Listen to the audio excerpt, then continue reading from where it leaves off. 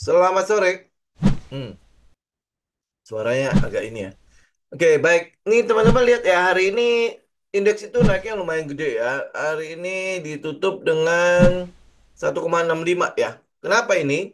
Karena ada sebuah sentimen dari US. Sebenarnya nggak ada urusan sama kita sih kalau US ya. Jadi artinya ada penunjukan seseorang menjadi Menteri Keuangan dan seseorang itu dulunya ini kalau habis habis saya cek itu ya itu dulunya Chief of em, Investmentnya si George Soros ya jadi sebelum dia bikin ini ya Key Square Group ini sebelum dia bikin itu dia adalah Chief Officer Investment ya Chief Investment Officernya George Soros ya dan Trump memilih si Scott ini, nggak tahu nih bagaimana bacanya ya, belakangnya Bessent ya, ya Scott Bessent ini, ya itu menjadi Menteri Keuangan yang ke-79. Jadi kalau lihat track recordnya, sebenarnya dia adalah seorang em, pengajar, ya dia seorang pengajar di Universitas Yale ya. Yale itu kemudian dia keluar terus habis itu kerja sama George Soros kemudian habis itu dia bikin perusahaannya sendiri namanya Key Square Group ya. Nah, apa yang mau di apa tugasnya Menteri Keuangan ini? Dia cuma untuk memastikan dua hal dari si Trump. Pertama adalah perang tarif. Jadi sudah ada selintingan kalau Trump itu akan mengenakan sekitar 60%. Ya, 60% pajak terhadap barang-barang dari Cina. 60% itu gede banget lah ya. Itu hampir boleh dibilang ya akhirnya barang-barang Cina itu tidak bisa bersaing di dalam negerinya US gitu kan. Kemudian yang kedua adalah pemotongan pajak. Ya ini ya, jadi akhirnya ya market terutama untuk inilah untuk perusahaan-perusahaan yang ada di US atau yang berafiliasi dengan perusahaan-perusahaan US itu akan diuntungkan. Ya kan ya, ya itu tadi ya kebijakan si Trump itu untuk fokus kepada dalam negeri mereka. Ya, jadi akhirnya yang kita lihat itu adalah Dow Jones, ya. Dow Jones itu sampai ngegap. Jadi ini yang terjadi pada tanggal 24 ya, ngegap, ya, gap up. Kemudian habis itu ini masih ya, Dow Jones sendiri masih punya ruang untuk naik. Sedangkan kalau indeks, ini apa siapa indeks harga saham gabungan, kita sebenarnya tidak melihat ruang itu. Yang ada itu memang kita yang kena pukul kan. Ya, ya terutama kita belum tahu aja. Yang udah tahu itu adalah berapa besar pajak yang akan dikenakan terhadap barang-barang Cina, produksi Cina, gitu ya, itu sekitar 60%. Jadi kita mulai melihat ya untuk dalam negeri kita ya, kita mulai melihat bahwa ini kelihatannya pangsa pasar atau target market ekspor kita, terutama ke Cina, itu akan terganggu. Ya, jadi teman-teman mungkin akan lihat soal komoditas dan lain sebagainya itu mungkin akan terganggu. Ya, ini kita udah bisa lihat ya, kita udah bisa memprice in lah dari saat ini kalau ini potensi terganggunya itu besar sekali. Jadi untuk komoditas-komoditas atau saham-saham komoditas untuk saat ini kita lebih baik kita agak minggir dulu sebentar ya sampai sudah ada kejelasan ya. Kalau belum ada kejelasan biasanya market akan price in untuk itu. Ya contoh misalnya kayak BRMS, TKFT, ya ini adalah saham komoditas yang kita ambil sama si TAPG. Jadi sementara kita minggir dulu aja untuk saham-saham komoditas itu sembari menunggu kejelasan. Kejelasannya kapan? Kejelasannya nanti bulan Januari ya pada saat Trump udah mulai menjabat dia akan melakukan yang pertama itu adalah pemotongan pajak sama ya ini pengenaan tarif em, untuk barang-barang Cina plus kalau nggak salah yang imigran yang berusaha dengan imigran itu mungkin agak-agak sedikit kena ke ekonomi lah ya tapi yang mungkin kita lihat itu adalah pemotongan pajak kalau teman-teman bermain di pasar US itu mungkin akan cukup ini ya cukup euforia di situ. Kemudian untuk pengenaan tarif ya tarif untuk barang-barang import dari Cina ya ini mungkin kita akan lihat. Nah untuk kita dengan 60% tarif yang dikenakan untuk barang-barang Cina itu membuat si manufaktur di China itu kan berarti pasti akan tenggelam. Ya sekarang aja udah tenggelam kan. Apalagi nanti gitu ya dengan dia kehilangan pasar US gitu. Nah, kalau itu sampai hilang, berarti kan kita jadi pasarnya. Ya, Asia dan lain sebagainya itu akan jadi pasarnya. Nah, kita melihat bahwa negara-negara Asia pun termasuk Indonesia itu sudah mulai bersiap membendung itu. Ya, kita juga udah mulai melihat. Jadi dengan mungkin nanti akan ada pengenaan tarif untuk barang-barang Cina itu yang mungkin akan lebih tinggi. Kayak contoh kayak sekarang lah ya. Teman-teman tahu untuk barang-barang yang tekstil, barang-barang garment itu semua itu benar-benar red line kan, benar-benar tidak bisa masuk sama sekali. Dan itu bukan barang dari Cina tok, tapi barang dari semua negara yang berhubungan dengan tekstil dan garment dan turunannya itu tidak bisa masuk. Ya itu benar-benar dibikin red line kan. Nah, apalagi nanti ya, nanti pasti pemerintah akan ada inilah, ada usaha untuk melindungi pasar dalam negerinya. Walaupun ya kita bisa katakan dalam tanda petik ketergantungan kita terhadap produk Cina itu sangat tinggi sekali. Ya, sangat tinggi sekali ya. Itu wajar sih ya, karena itu sudah berlangsung bertahun-tahun. Ya, dan ya artinya ya selama ini kita tidak pernah mengatasinya dan fine-fine aja gitu kan. Nah, jadi akhirnya sekarang ya mungkin ya apa ke depannya ya kita mungkin harus itu ya. Nggak tahu nanti pemerintah akan menggalakkannya seperti apa. Tapi yang kita lihat itu adalah pasarnya atau manufaktur di China itu pasti akan turun dengan adanya perang dagang ini. Terutama kalau di US, pasar US dia udah nggak dapat, pasar Eropa mungkin nanti akan tutup, pasar Asia pun nanti dia tutup, ya otomatis ini manufaktur ini nggak jalan. Kalau manufaktur di negara China itu nggak jalan, nah kita akan lihat potensi untuk komoditas kita nggak jalan juga. Ya, nah efeknya mungkin akan jadi domino ya. Karena kalau pertambangan nggak jalan, ya yang lain tuh apa bisa jalan? Ya karena apa? Devisa kita, devisa negara kita nggak bisa pungkiri bahwa ini memang gedenya dari situ. Ya besarnya itu dari situ. Nah kalau devisa itu mandek, ya berarti kan kita butuh mencari tempat lain untuk mendatangkan devisa buat penerimaan dan belanja negara kita. Gitu kan. Nah, pertanyaannya dari mana? Kalau tidak dari komoditas sampai sekarang. Kita belum punya loh produk unggulan yang lain.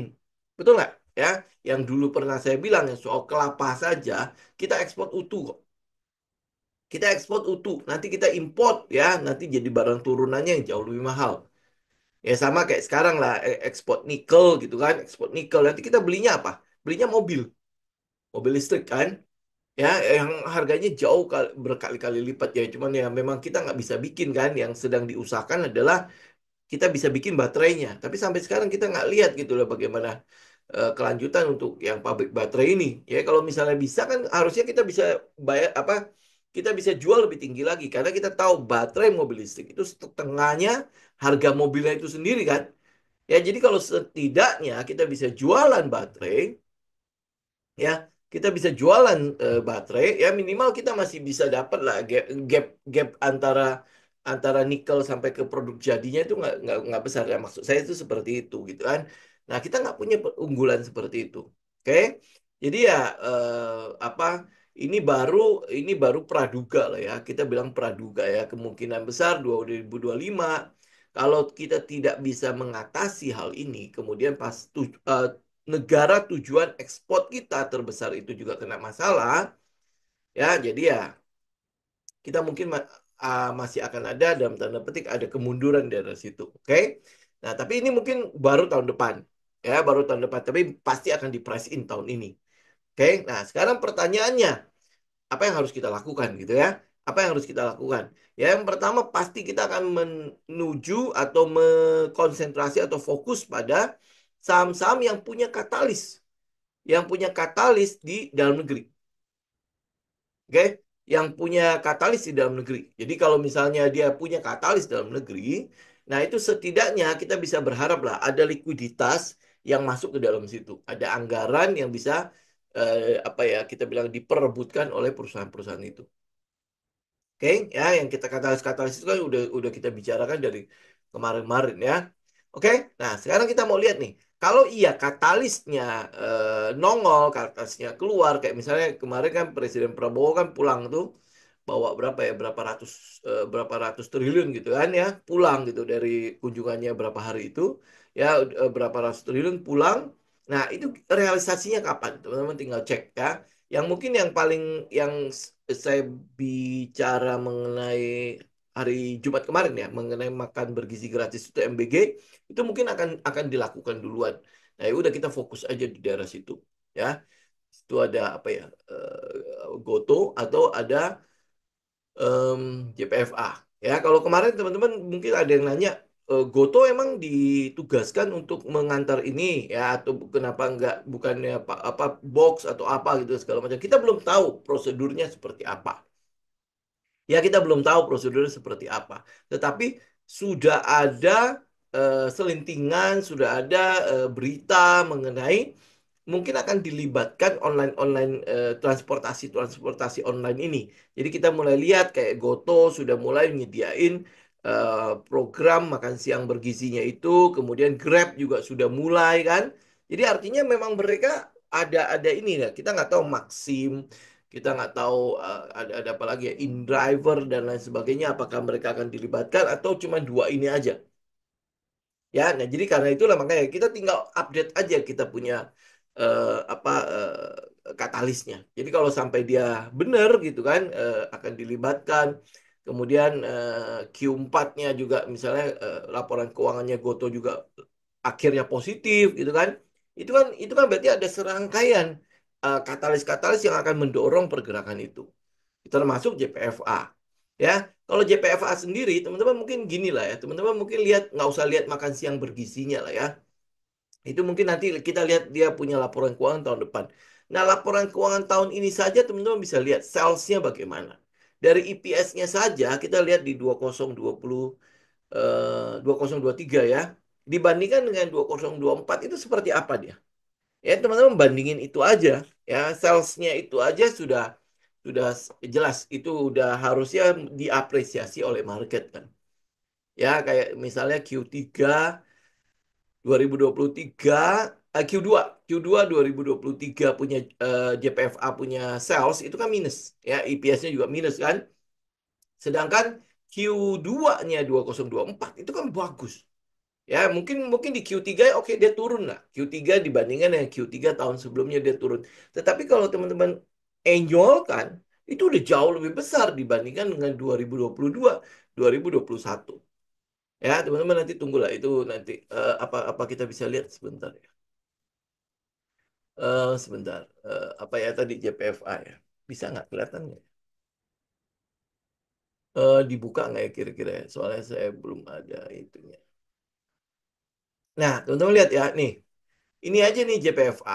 Kita lihat ya. Ini sebenarnya kan sesuatu yang simpel aja kalau kita bilang kenapa JPFA naik itu ya. Kita lihat ya. Ini adalah net income ya, net income. Ini sampai ini teman-teman bisa lihat sampai ke belakang lah ya. Tapi ini kita tampilin 3 tahun ya. Teman-teman bisa lihat ya. Ini adalah 2022, 2023 dan 2024 untuk saat ini ya. Kita lihat 2022 kan harga sahamnya turun ya. Sebentar. Teman-teman cek ya, saya cuma refresh aja ya. Kita lihat sebentar ya. Nih, kita lihat ya. Dia penurunannya dari mana? Dari 2021 kan turun terus. Ya, turun terus terus habis itu 2023 itu dia mulai mendatar ya, dia mulai konsolidasi. Ini ya. Jadi teman-teman itu ya ingat ya.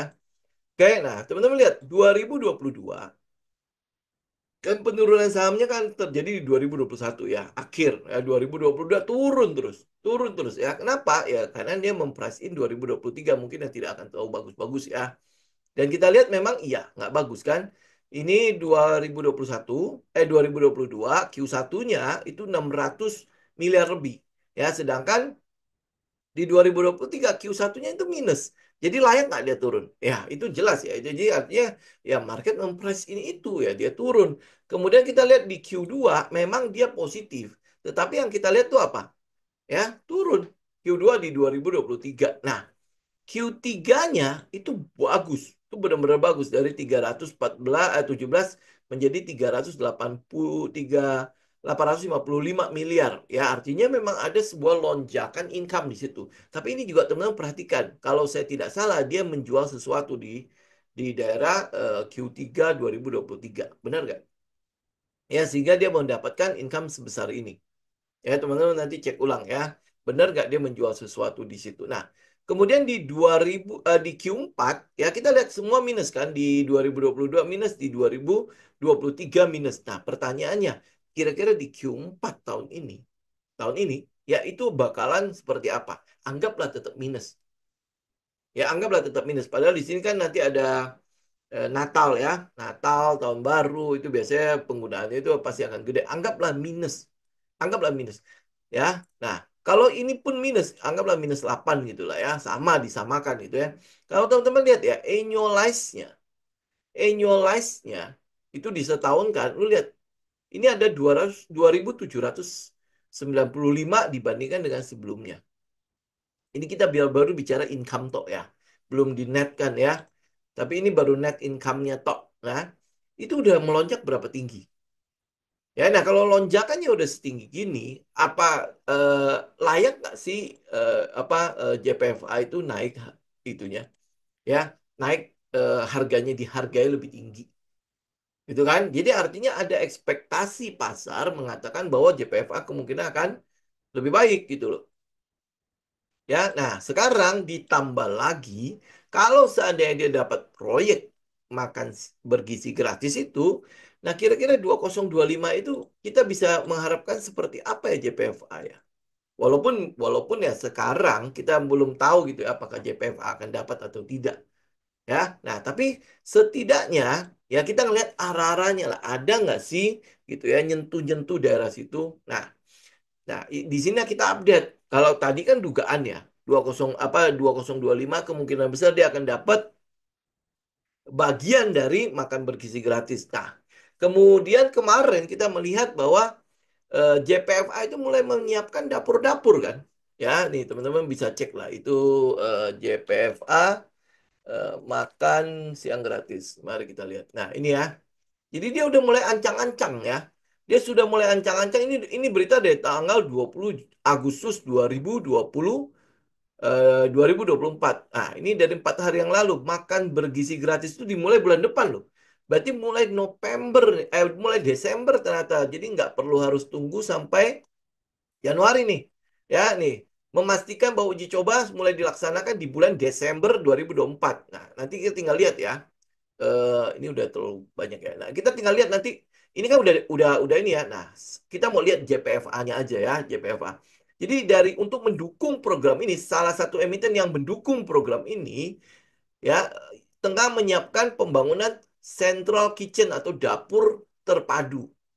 Ya, ini teman-teman tinggal lihat ya. Yang lain-lain nanti teman-teman itu sendirilah ya. Jadi kalau dia mulai mempersiapkan central kitchens atau dapur terpadu, ini kan berarti ada apa?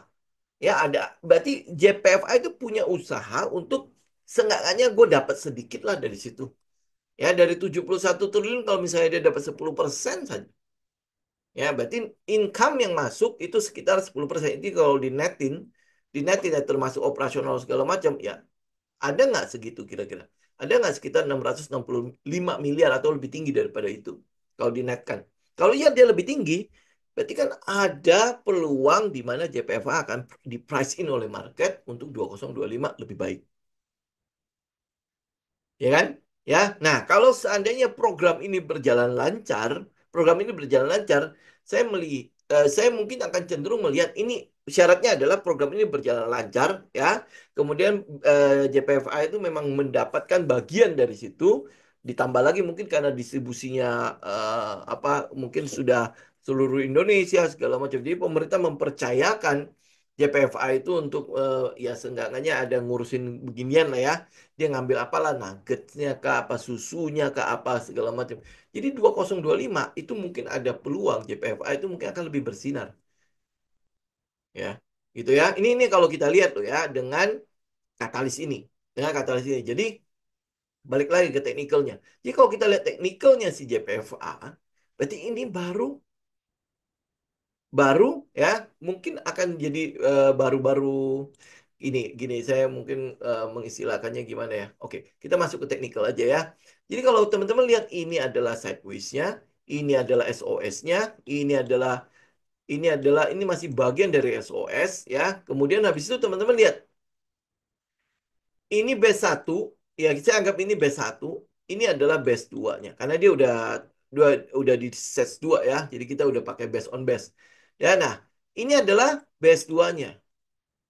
Jadi kalau base on base, teman-teman lihat ciri-ciri base on base itu seperti apa? Akan ada penurunan yang tajam ya. Akan ada penurunan yang tajam sebelum dia memulai sebuah pergerakan kembali naik. Ya itu ciri-cirinya lah ya. Jadi artinya kalau kita ikut sebuah base kemudian kena MA50, teman-teman udah biarin aja ya. Jadi keluar aja. Tapi teman-teman minimal udah mulai tahu gitu ya bahwa di dalam setiap base itu akan disertai oleh taking profit yang dalam. Ya, taking profit yang dalam. Nah, nanti ini baru ini kalau kita hitung ini adalah base 1, ini adalah base 2, berarti dia baru di daerah ancang-ancang mau naik dari base 2 nanti sampai ke berapa? Ya, maksimalnya itu adalah base 5. Maksimal ya. Maksimal base itu baru base 5. Ya, kita nggak tahu nih ya. Tapi yang pasti adalah base 1 dan base 2 itu adalah daerah kita masuk. Terakhir kita masuk itu adalah base 2. Setelah base 3, setelah base 2 itu sudah tidak boleh masuk lagi kan kita kan. Jadi kita akan biarkan let the profit run sampai udah dia selesai. Gitu ya. Nah, kalau lihat teknikalnya dan metodenya kita, lah sama katalis yang ada, ini masih cukup nyambung ya. Ya, itu masih cukup nyambung. Bisa nggak kita salah? Sangat mungkin ya. Karena itulah tetap kita harus pakai namanya manajemen risiko. Kalau kita salah, kita tahu di mana kita harus keluar. Ya, nah jadi kalau seandainya semuanya cocok dengan skenario-nya kita, berarti kita masih akan berharap YPFA itu ada capital gains-nya itu seberapa besar. Ya, ya saya mungkin tidak akan muluk-muluk ya, mungkin daerah sini aja. Ini adalah all time high-nya ya. Oh enggak, masih ada high-nya lagi. Ini sekitar 2280.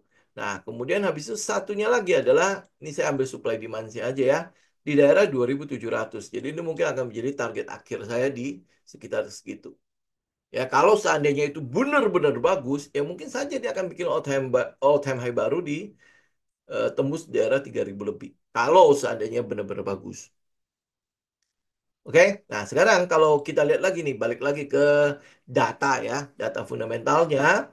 Kalau teman-teman lihat di 2022 itu dia ada di annualize itu sekitar 1420 miliar ya. 1420 miliar atau sekitar satu triliun lebih ya. Nah, sekarang itu udah hampir 3 triliun. Udah hampir 3 triliun. Jadi harusnya ada lipat ganda berapa? 2 kali ya. Ya, ada lipat ganda 2 kali. Nah, di 2022 harganya di mana? Harganya di daerah sini.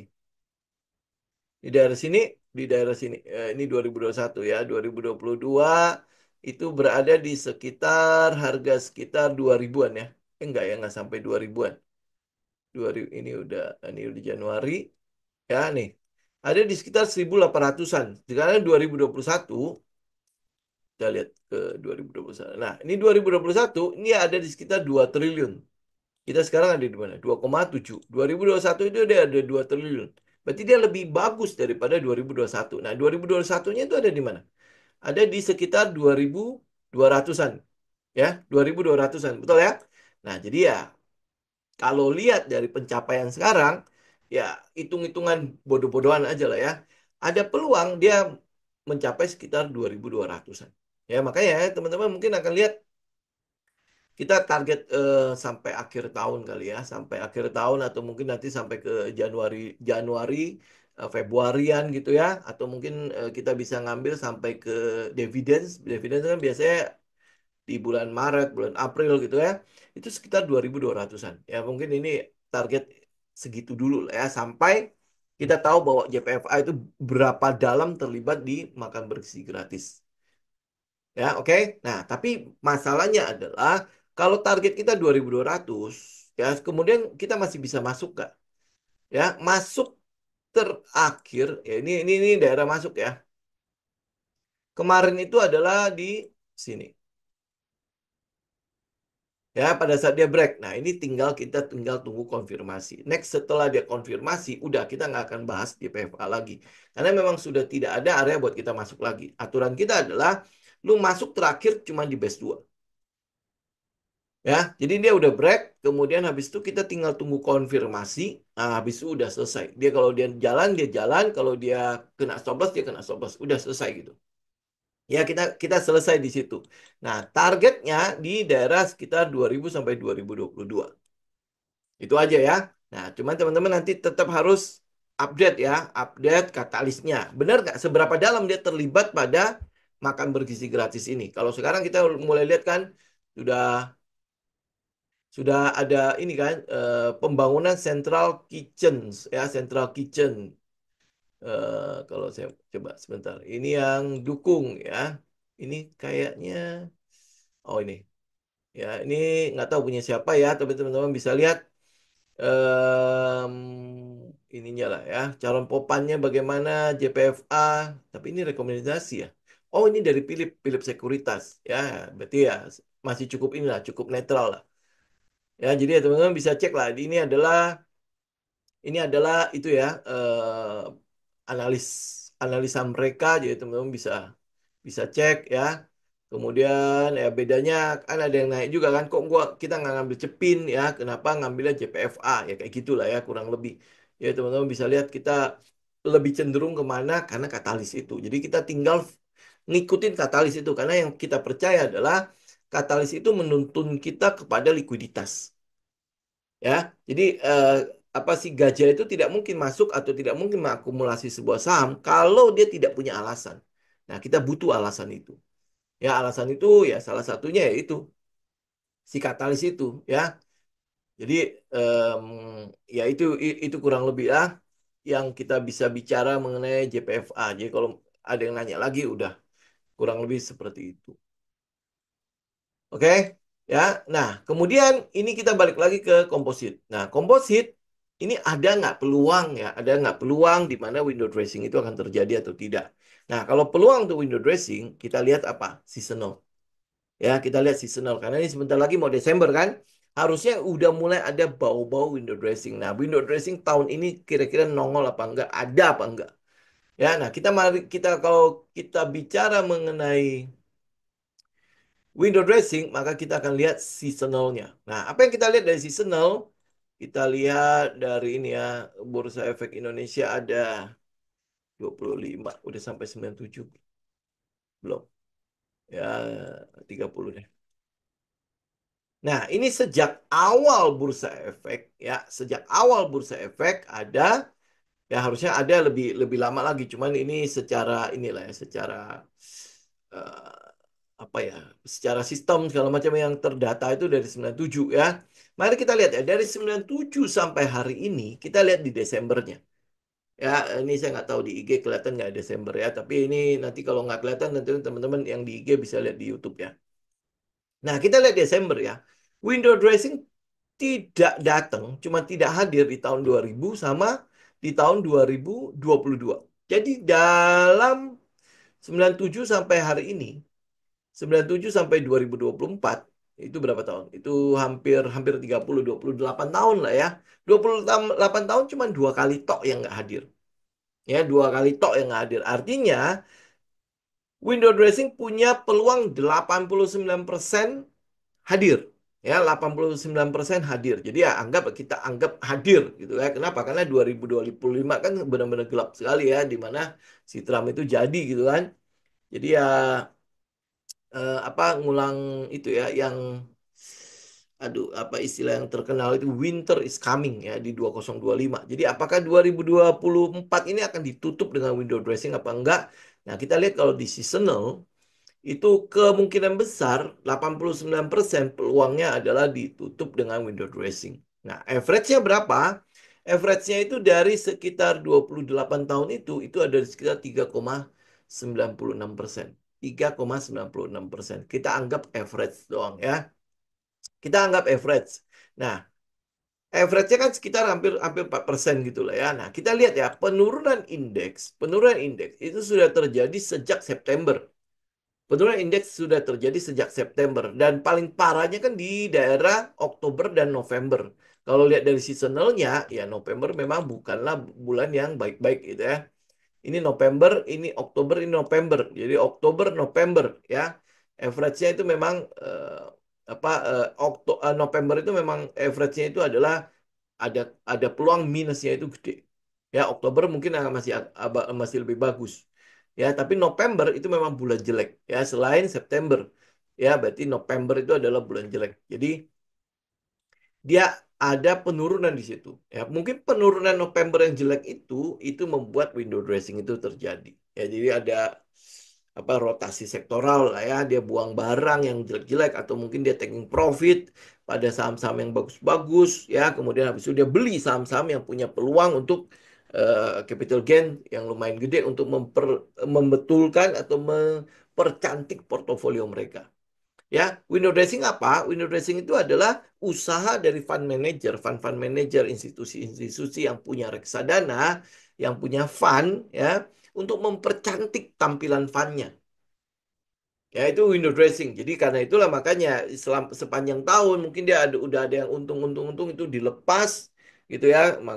Mungkin lepasnya adalah sekitar Oktober November gitu ya. Kemudian dia tuker dengan saham-saham yang punya potensi untuk naik ya terutama di Desember bahkan sampai ke tahun yang akan datang. Jadi dia mau start yang bagus, kemudian dia closing yang bagus, startnya juga bagus gitu loh ya. Itu adalah window dressing. Tujuan window dressing itu kurang lebih begitu ya. Oke. Nah, jadi kalau teman-teman lihat ya, kalau ada potensi window dressing, itu kan November ini hari ini baru tanggal 25, berarti masih ada 3 hari lagi ya. Karena 27 kan kita libur ya. Berarti kita cuma punya perdagangan 3 hari tok di bulan ini ya. Nah, apa yang akan terjadi di 3 hari ini? Teman-teman bisa lihat ya di sini ada gap. Jadi ya kalau nanti hari besok ya, kemudian Rabu kan libur, Kamis, Jumat, nanti kalau dia turun kecil-kecil, wajar aja ya. Dia turun kecil-kecil itu sesuatu yang wajar jadi buat nutupin gap itu. Nah, kemudian kalau Desember, seandainya di Desember, terus dia naik nih, ya dia naik, kemudian dia tutup dengan 4%, tutupnya di daerah mana? Misalnya tutup daerah, misalnya nanti ini 3 hari jelek gitu ya, kemudian tutup aja 4%. 4% itu berarti sampai ke sini di daerah sekitar 7.500-an ya. Nah, itu mungkin jadi target yang bisa teman-teman perhatikan. Daerah 7. Ini seandainya loh ya. Kebetulan ini adalah daerah di mana supply dan demand itu berada. Ini adalah daerah demand, daerah 7.500 itu bisa teman-teman perhatikan kalau window dressing terjadi, jadi ada peluang sampai ke situ. Ya, nah peluang satunya lagi adalah daerah sini. Oke, sampai ke 7.600. Jadi kita lihat ya, ada peluang indeks itu masih akan ditutup daerah situ. Kalaupun dia ditutup dari situ, apakah itu menjadikan IHSG itu menjadi uptrend? Enggak, ya. Lu lihat dong, ini high, ini low, ini lower high, dan ini lower low. Kalau dia cuma ditutup di sini dan di sini, tidak tembus di sini, ya artinya trendnya akan tetap lanjut turun, gitu. Ya, ini kan minornya adalah downtrend ya, minor ini nih. Minor ini kan adalah downtrend, cuman buat mengkonfirmasi titik keempat aja nih. Ya, jadi ya ini berarti nanti kalau ada window dressing, ini mungkin nanti dia turun sebentar, kemudian habis itu ya mungkin nanti ya gimana lah caranya nanti dia akan sampai ke daerah sekitar 7.500 sampai ke 7.600. Itu kalau kita lihat dari seasonal. Ya, apakah pasti? Ya nggak juga gitu. Buktinya kita masih punya 11% peluang untuk indeks ditutup negatif gitu kan pada di bulan Desember. Ada 11% peluangnya. Oke? Ya, nah tapi kalau teman-teman lihat dari big cap ya, terutama perbankan segala macam BBRI segala macam peluangnya itu gede untuk dia swing ke atas. Karena apa? Dia turunnya udah lumayan jauh. Nah, ini adalah support kan? Ya, peluang dia untuk swing ke atas itu gede. Nah, apakah swing ke atas itu menjadikan BBRI uptrend? Tidak juga. Ya, tidak. Tapi ini jelas masih dalam keadaan downtrend. Ya, cuma ketahan di support aja ya. Jadi mungkin ya dia masih ada peluang karena turunnya udah lumayan jauh. Ya kalau turun dari atas sampai ke bawah, BBRI itu sudah turun berapa jauh ya? Sudah 34% turunnya kan? Nah, kemudian BBCA. Ya, BBCA. Ini juga sama kan? Ya, ini turunnya berapa persen? Ini turun dari atas sampai ke bawah itu sudah 10%. BMRI. Ini kan biasanya saham-saham yang jadi sasaran untuk window dressing kan? Ya, nah teman-teman lihat BMRI itu sudah turun 19%. Kemudian habis itu BBNI. Hmm. BBNI kalau dari atas sampai ke bawah dia sempat turun sampai ke berapa nih? Udah 24% BBNI.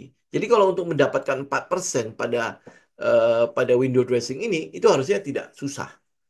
Ya, tidak susah. Jadi ya makanya kalau lihat dari keadaan empat big bank ini, window dressing 4% itu mungkin mungkin saja ada. Ya, mungkin saja ada. Karena memang penurunannya udah gede. Kemudian habis itu ya ini kan cuma dimanfaatkan untuk swing aja kan. Ya, sampai penutupan di daerah Desember. Oke. Nah, kenapa kita bicara mengenai window dressing? Kalau dia ada peluang indeks itu akan ditutup positif, ya, berarti kan ada peluang kita mungkin masih akan dapat rally pada saham-saham pilihannya kita. Ya, saham-saham pilihannya kita ya, ya, terutama mereka yang punya katalis ya. Kayak yang pasti adalah yang mau saya lihat itu adalah makan bergizi gratis karena itu adalah katalis paling dekat yang segera akan dilakukan. Oke. Nah, kemudian ada yang nanya nih mengenai Avia. Avia kan hari ini udah bagus-bagus ya, udah bagus-bagus naiknya. Oke, kemudian jepret. Ini terjadi waktu di sore hari. Kita bisa lihat di 1 jam deh. Nih, ya terjadi di jam berapa nih? Mulai jam 1 ya, mulai jam 1. Bener ya, dari siang peret gitu ya, sampai ke ini bener nggak Via ya? Nggak salah saya kan? Oke, dari jam 1 sejauh sesi kedua terus turun sampai ke bawah. Oke, terus turun sampai ke bawah. Kita lihat volumenya ya. Volume paling tinggi di itu di mana? Di terakhir ini. Iya, di pre-closing ya. Ini ini apakah belum update ya? Jam berapa sih? Oh iya, ini masih jam 3 punya nih. Ini belum update. Oh enggak, udah nih. Udah dari sini nih. Ya, dia udah naik kan? Ya, kemudian habis itu di drop. Ini berarti jam 16. Ya. Hanya di ya jam 15.50 ya. Ini. Mungkin teman-teman nggak lihat ya. Saya juga tadi hampir nggak lihat. Ini. Ini dibuang di sini nih. Lihat nggak? Ya, itu dibuang. Jadi drop. Berarti kan cuma benar-benar di pre-closing, close-nya. Nah, kalau di pre-closing, kita nggak tahu kenapa. Oke? Ya, sangat tidak tahu kita di mana. Tapi secara teknikal, kita melihatnya adalah ini disupport. Balik lagi ke daily. Oke? Jadi ini cuma terjadi di closing. Ya, di closing. Memang dia bukan cuma di closing. Kalau teman-teman lihat di tadi yang 1 jam tuh, kan dia turun, turun, turun, turun. Itu udah dari sesi kedua. Ya, sesi 2. Nah, tapi menjelang penutupan sebenarnya udah naik. Ya kan? Udah naik kan? Kemudian habis itu drop. Oke? Nah, drop. Jadi ini drop itu berarti di closingnya tok ya, di closingnya. Itu sesuatu yang tidak bisa kita ngapa-ngapain ya. Oke? Nah, itu mungkin rebalancing ya. Mungkin dia sedang berusaha untuk ngambil barang lagi dan lain sebagainya. Oke? Ya, nah, tetapi yang jadi masalah kita adalah karena kita nggak tahu apa yang sedang terjadi di dalamnya, maka kita lihat teknikal. Apa yang kita bisa lihat dari teknikal? Teman-teman bisa lihat gini. Volume gedenya terjadi di mana? Kelihatan nggak di IG? Oke, volume besarnya itu terjadi di mana? Pada saat klimaks. Pada saat klimaks, ya. Kemudian volume paling besar setelah klimaks itu adalah hari ini. Oke, setelah hari ini. Teman-teman tahu ya, apa artinya klimaks? Apa artinya volume besar? Ya, volume besar terjadi pada saat support. Apa artinya volume besar terjadi pada support? Ya, buat kita itu adalah klimaks. Itu adalah klimaksnya. Kita berharap karena ini kan anomali ya. Kita berharap bahwa ini adalah ya kalau dilihat dari katalis ini adalah rebalancingnya. Jadi memang MSCI itu sedang ngambil barang. Karena namanya rebalancing kan. Berarti kan dia butuh buang barang ini kemudian ngambil barang itu. Ya, nah, kalau dia nggak punya barang, yang ini nggak bisa rebalancing. Ya, jadi ini berarti adalah proses rebalancingnya karena itu makanya dia butuh eh, apa eh, apa itu namanya? Dia butuh barang lah. Ya, sama halnya teman-teman lihat di tanggal ini. Kemarin nih, yang tanggal 21 di hari Kamis, itu juga volumenya gede banget. Volumenya besar banget. Nah, jadi volume besar kemarin di hari Kamis, volume besar terjadi pada hari ini juga. Ya, jadi ya kita nggak bisa ngomong apa-apa karena kita nggak tahu di dalamnya seperti apa. Tapi yang kalau lihat dari technical itu adalah daerah support. Ya, itu adalah daerah support. Jadi apa yang kita lakukan? Ya sudah follow the trend, follow the trend, follow the plan. Itu aja yang bisa kita lakukan. Kecuali kalau memang lu adalah MSCI, gitu kan. Berarti kan lu tahu apa yang terjadi di dalamnya.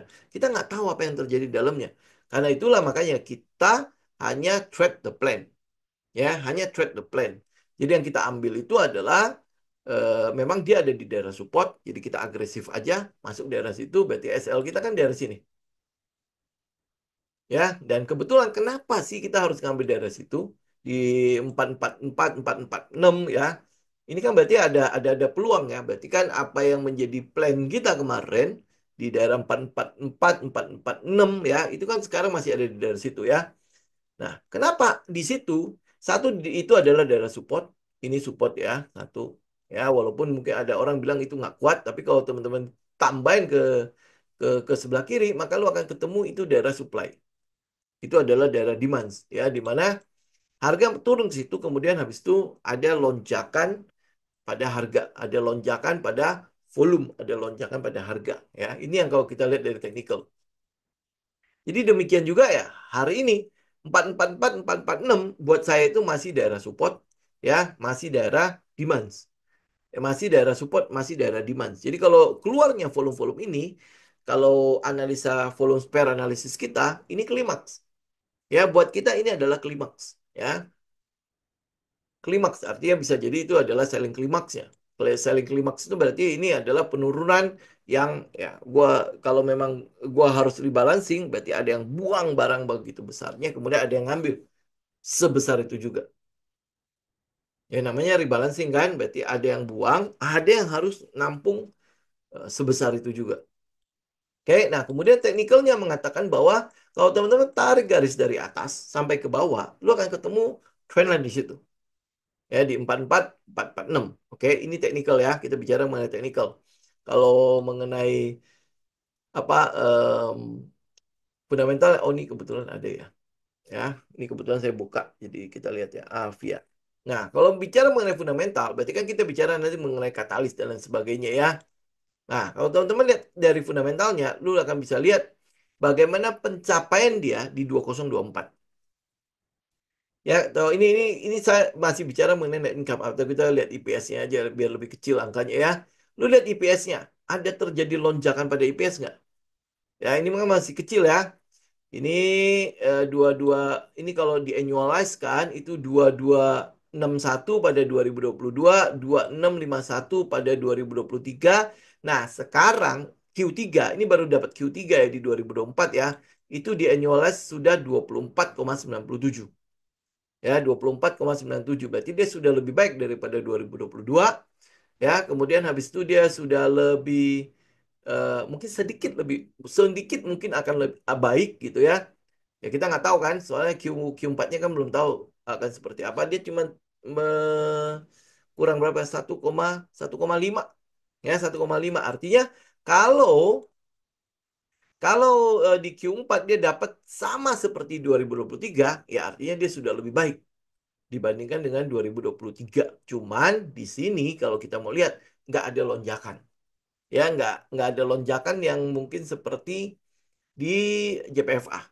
Ya nggak ada lonjakan seperti itu kan. Nah karena itulah makanya kita tunggu di 2025. Ya apa yang kita tunggu dari Avia? Yang kita tunggu dari Avia adalah keterlibatan dia pada proyek 3 juta rumah. Ada nggak nih? Ya, yang dari kemarin saya bilang, lah yang diajakin foto itu nggak ada yang dari Avia. Ya, yang orang bilang 9 naga dan lain sebagainya. Ini Avia itu nggak nongol di situ. Lu lihat di IKN dia nggak nongol. Lu lihat pada saat dibawa ke Cina dia nggak nongol. Di di daerah apa itu yang di Prancis itu dia nggak nongol dan lain sebagainya ya. Ya, dia nggak nongol di daerah situ. Itu yang kita mau lihat tuh dia nongol gitu. Kalau dia nongol kan berarti kan kita bisa ngeliat, oh ada peluang nih. Ya, dia mungkin akan diikutkan produknya pada proyek 3 juta rumah. Ya, nah jadi kita masih belum tahu nih ya. Belum tahu akan jadi seperti apa. Karena belum ada lonjakan di situ. Ya, kalau lihat katalis itu, memang itu adalah katalis paling dekat untuk si Avia. Oke.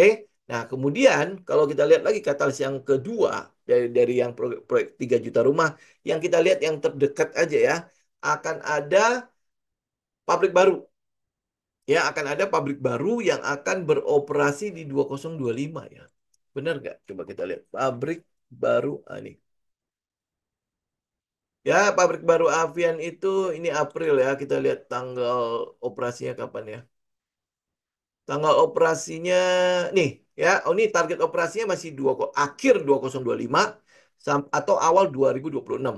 Ya, jadi ini adalah kapasitas pabriknya adalah 225.000 metrik ton. Ya, ini baru akan beroperasi di akhir 2025 sampai ke 2026. Jadi ini kalau ini ya benar ya ditargetkan operasi 2026. Ini kalau kita lihat Avianya ya. Nah, Avia mau kita coba price ini tuh adalah yang terdekat itu adalah soal proyek 3 juta rumah ini. Nah, makanya ini proyek 3 juta rumah itu kan yang sudah mulai itu adalah diinisiasi sama Agon kan. Ya, Pani. Ya, Pani di mana dia menggunakan dana CSR sekitar 65 miliar. Oke, 65 miliar mah buat Pani mah nggak ada apa-apa lah ya. Ya, itu dana CSR dua kan. Ya. Jadi ini em, ini yang mungkin yang kita lihat. Oke, nah ini dari Pak Kris ya. Kalau saya melihat dengan mengesampingkan katalis 3 juta rumah, Avia masih berpotensi naik untuk 2024 karena dia adalah raja di Pulau Jawa. Udah ada datanya, Pak. Ya, udah ada data penjualan untuk Avia. Ya, nah ini nanti teman-teman tinggal lihat lah. Ini yang mau kita lihat itu adalah peluang, ya peluang di mana dia lebih baik daripada 2023. Ya, kalau kita lihat memang dia pertumbuh kan, cuma memang pertumbuhannya itu tidak mengandung kejutan. Ya, tidak mengandung kejutan. Lu tahu kan ya kalau EPS itu mengandung kejutan itu berarti ada sekitar 20 sampai 25% itu yang mau kita lihat dari sebelumnya. Ya, dari 6 ini nggak sampai satu, nggak sampai satu sih ya. Ya, jadi kita butuh 20 sampai 25% sebuah kejutan. Jadi yang kita tunggu dari Avia itu adalah soal tetap soal katalis 3 juta rumah. Tetapi kalau lihat dari ini, lihat dari laporan keuangannya ya, ada peluang sebenarnya dia akan dihargai lebih. Karena dia bottomnya di mana? Bottomnya di 2 Desember 2023. Berarti kan dia udah setahun nih. Setahun kan? Setahun kalau teman-teman lihat dari apa namanya itu laporan keuangannya dari EPS-nya saja kita melihat memang dia ada peluang itu dihargai lebih ya. Tinggal kalau lihat dari kapasitas produksi baru akan terjadi 2026 ya kapasitas produksinya. Nah, jadi katalis paling dekatnya sekarang adalah Q4 plus 3 juta rumah itu ya karena satu-satunya emiten yang berhubungan dengan cat itu cuma dia, yang lain tuh nggak ada. Ya, yang lain tuh nggak ada lagi gitu loh. Jadi kalau nggak ada lagi ya mau nggak mau kita memang tidak punya pilihan. Ya kalau nggak punya pilihan ya kebetulan laporan keuangannya bagus dan kemudian kalau kita lihat rasio-rasio yang kita butuhkan itu juga bagus. Mana rasionya? Nih, ya. Rasio-rasio yang kita butuhkan itu juga bagus. Ya, gross profit margin itu quarterly ya. Ini operation profit margin quarterly juga, NPM-nya quarterly juga itu semua bagus. Ya kan? Nah, cuma menunggu momen aja kan. Kemudian debt-nya berapa? Debt-nya juga eh, debt-nya quarterly-nya nggak ada ya, di annualize juga nggak ada ya. Ada nggak debt? Debt-nya nggak ada ya, tetapi ROE ROA tuh lihat teman-teman lihat 16 sama 17%. Jadi ini sebenarnya adalah perusahaan yang cukup bagus, cuma menunggu momen aja untuk mengalami lonjakan. Jadi yang kita lihat nih hari ini ya balik lagi ya ke teknikalnya. Yang kita lihat hari ini cenderungnya memang ini adalah klimaks ya. Ingat ya, klimaks itu bukan berarti bottom ya. Klimaks itu bukan berarti bottom. Bisa aja nih tiba-tiba spring. Ya, bisa aja nih tiba-tiba spring. Bagaimana kalau dia spring? Kita keluar. Ya, masuknya kapan? Pada saat dia V-shape kemudian hold ya. Ya, kalau dia sampai spring ya itu wajar sih ya kalau dia spring ya. Kenapa? Karena lu kan udah tahu MSCI. Ya, MSCI rebalancing, Avia itu masuk dalam situ. Ya, kemudian kalau dia spring ke bawah, ya lu tahu ya apa artinya spring di MSCI. Ya, lu udah tahu dong apa itu artinya spring di di Avia dalam rangka MSCI. Jadi yang kita tunggu kalau dia spring adalah V-shape hold. Ya, hold ini kita masuk kembali. SL stop loss tetap kita lakukan. Ya, karena kita nggak tahu ini spring apa enggak. Ya, yang kita lakukan kalau nanti tiba-tiba dia spring kena SL kita keluar. Oke? Nah, kalau kita kena SL berapa rugi kita? Teman-teman juga udah tahu lah ya. Kalau lu ngitung itu ruginya adalah 1% dari modal kita. Ya, kalau lu nggak ngitung ya pasti nggak segitulah modal lu ya. Ya, oke? Kalau dia kena stop loss keluar, ya keluar karena ini bisa jadi potensi spring bisa saja. Karena ya itu tadi yang saya bilang kan, lu tahu MSCI semua katalis itu adalah terang benderang. Ya, kalau dia terang benderang, apa yang terjadi? Nah, ini akan berlaku di trend ini. Ya, teman-teman lihat ya. Kelihatan nggak di IG?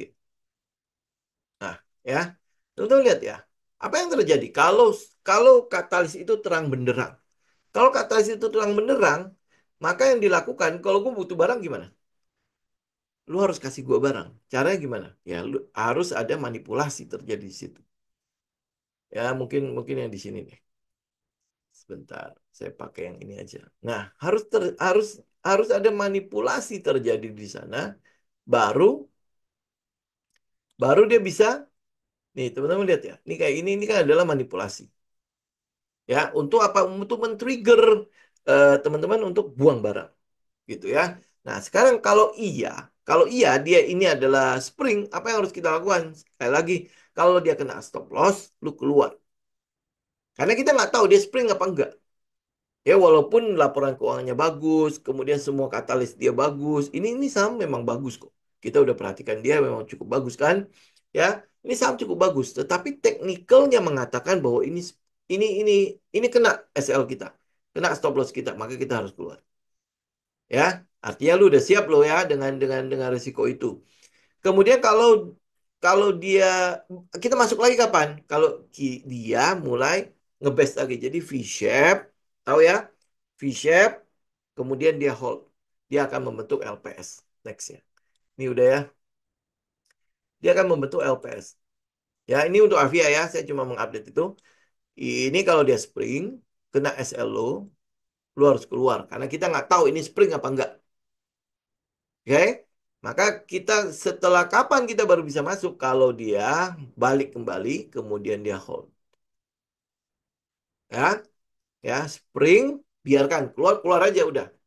Lu udah tahu dia dia mungkin saja itu bukan spring, mungkin saja dia lanjut ke bawah, ya.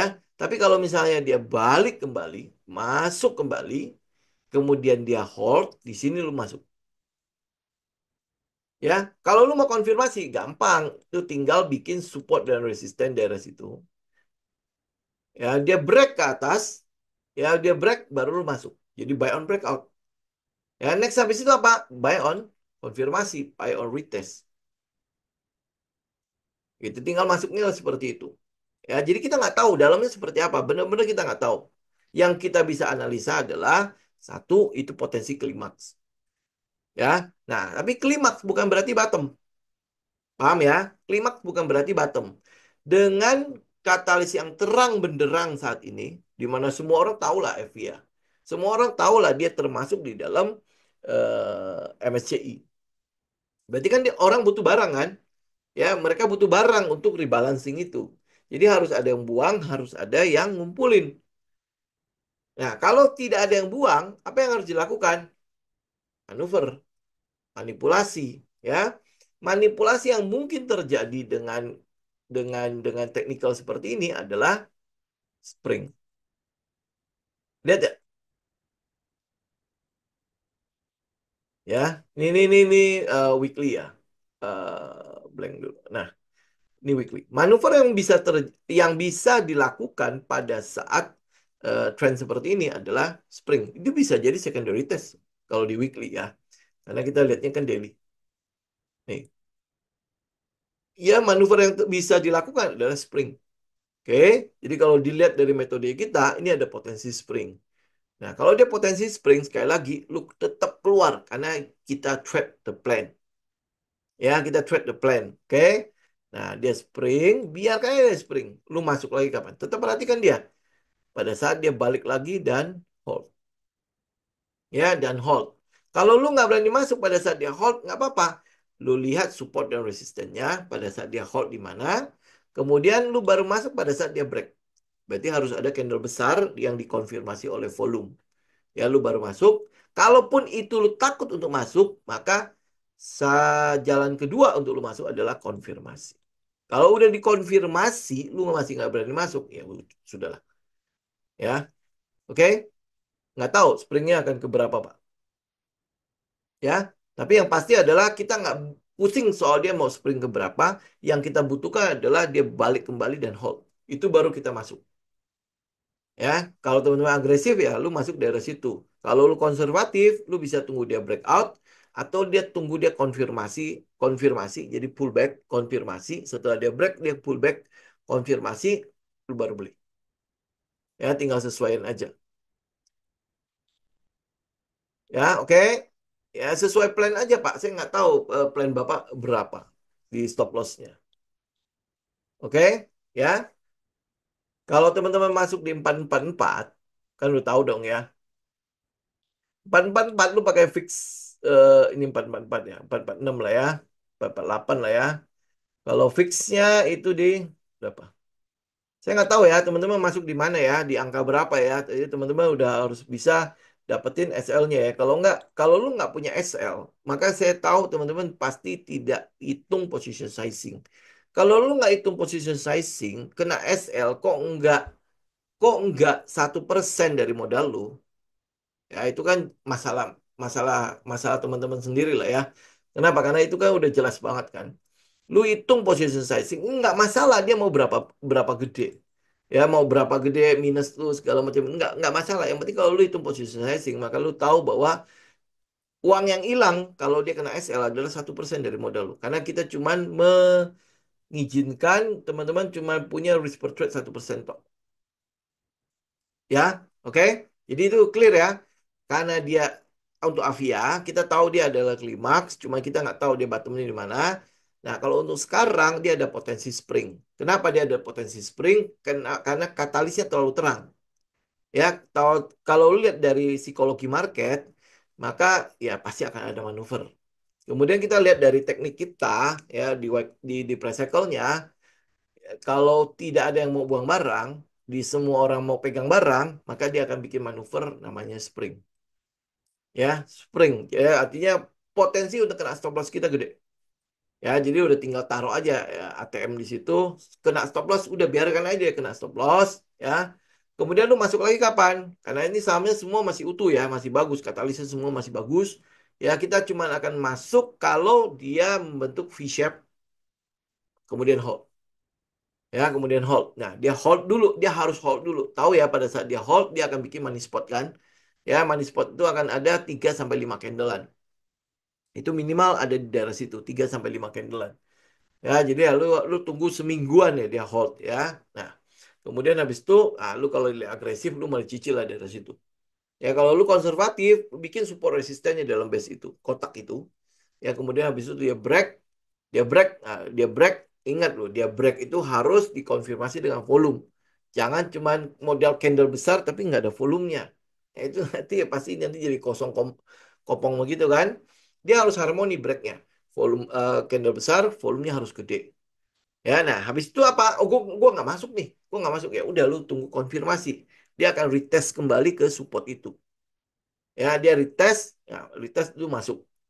Ya pada saat dia retest tuh masuk langsung enggak ya lu bisa tunggu aja lagi bullish engulfing.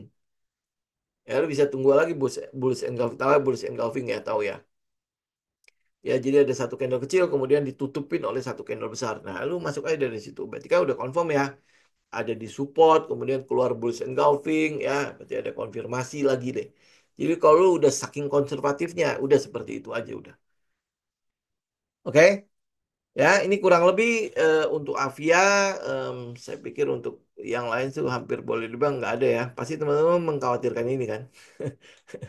Ya, ya paling cuma seperti itu. Jadi kalau ditanya window dressing ada apa enggak, kalau lihat dari seasonalnya, peluangnya ada.